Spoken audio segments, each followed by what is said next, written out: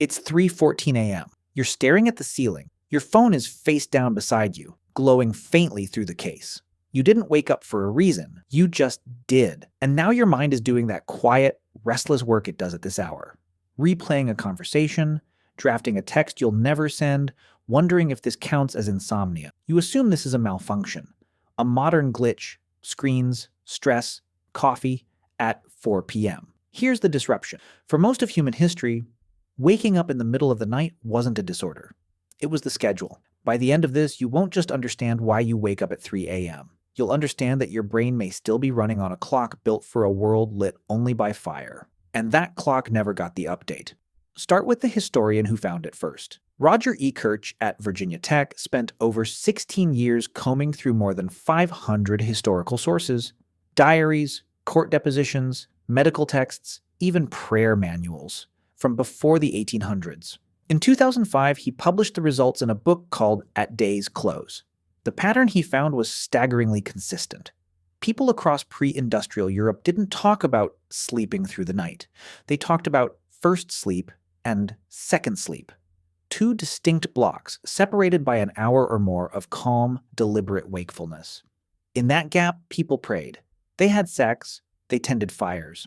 They visited neighbors in the dark as a matter of routine. For centuries, this wasn't a curiosity. It was simply Tuesday night. But here's where it gets stranger. This wasn't just a cultural habit passed down like a recipe. Something in the body itself seemed to be enforcing it. In the early 1990s, a psychiatrist named Thomas Wehr, working at the National Institute of Mental Health, ran an experiment that stripped modern light away entirely. He placed volunteers in near-total darkness for 14 hours a day, every day for a month, roughly matching the length of a winter night before artificial light existed. He gave them nothing to do but sleep, or not.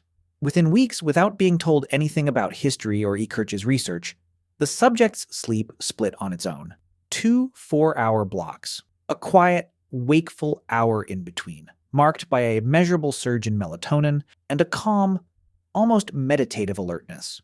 Modern people, with no memory of candlelight or curfews, had regenerated a 500-year-old sleep pattern simply by removing the one thing standing in its way: electric light. If a month in darkness was enough to reprogram a 21st century brain, then somewhere further back, long before diaries, long before Europe, this pattern wasn't a habit at all.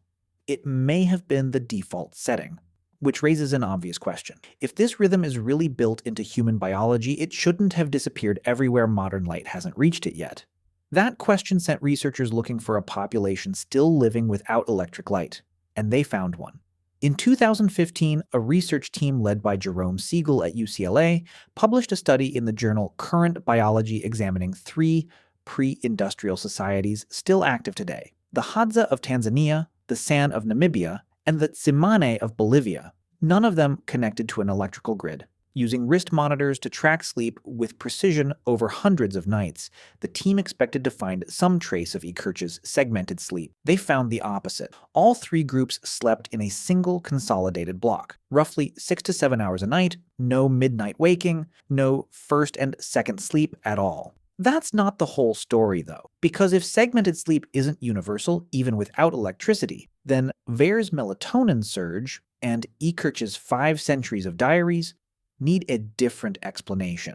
And the detail that cracked it open wasn't light. It was temperature. The Siegel team found something just as consistent as the sleep pattern itself. In every one of the 3 groups, body temperature, not sunset, not darkness, was the strongest predictor of when sleep began. People fell asleep as the temperature dropped after dusk and woke as it climbed again before dawn. Light mattered, but it was temperature swings, tracking the natural nighttime cooling of the air, that the body seemed to be listening to most closely. That reframes Ekirch's Europeans entirely. Their nights weren't shorter than the Hadzas, they were longer, often stretching 10 to 12 hours in bed during winter, far beyond what the body can sleep through in one stretch. Segmented sleep wasn't the ancient default. It may have been what happens when a body built for a 7-hour night gets forced into a 12-hour one with nothing to do in the dark but wait, which means the real ancestral pattern. The one shared by 3 unconnected cultures on 3 separate continents was one consolidated block, ending naturally, without an alarm,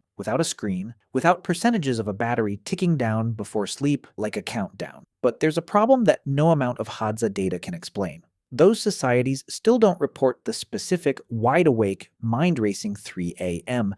that modern insomniacs describe. Something about the modern gap is different from both the pre-industrial single block and Ekirch's calm two-part night. The difference isn't the waking itself, it's what fills the silence around it. In Ekirch's diaries, the wakeful hour between first and second sleep had a job to do. Monasteries built entire prayer schedules around it.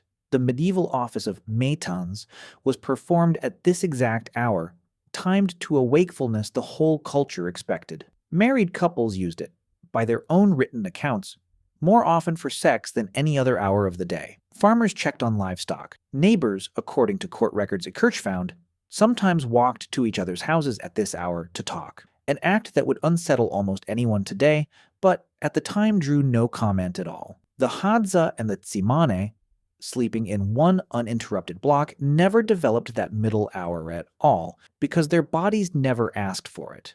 You are neither. You inherited a body that may still carry Wehr's melatonin surge, still cools and wakes on something close to that old schedule.